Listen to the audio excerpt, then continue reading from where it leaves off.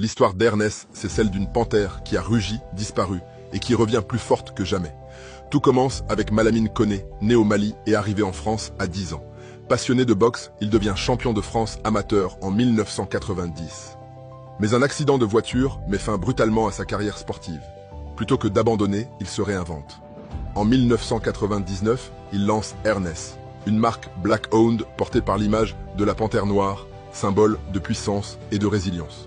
Le succès est fulgurant. De 20 millions d'euros de chiffre d'affaires en 2003, la marque atteint rapidement 120 millions, avec plus de 200 000 pièces vendues par mois et une présence dans 1000 points de vente.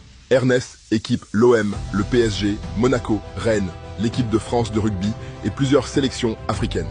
Dans les années 2000, Ernest devient une icône du streetwear français et la fierté d'un entrepreneur noir qui rivalise avec les géants.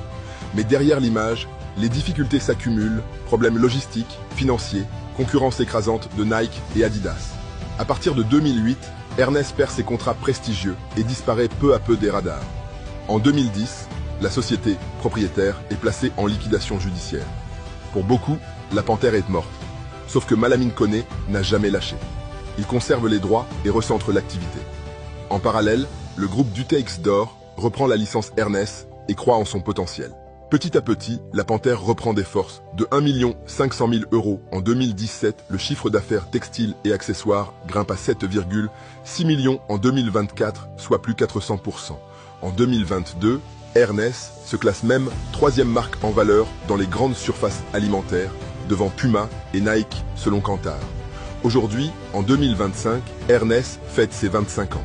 Avec une gamme Ernest Premium, un nouveau logo, des collections techniques et lifestyle, la marque revient dans le game. Toujours portée par Malamine Koné, elle s'appuie sur son héritage tout en innovant. Ernest, c'est plus qu'une marque, c'est l'histoire d'un entrepreneur noir qui a transformé une tragédie personnelle en succès collectif. Une preuve qu'une panthère peut tomber, mais qu'elle finit toujours par rugir à nouveau.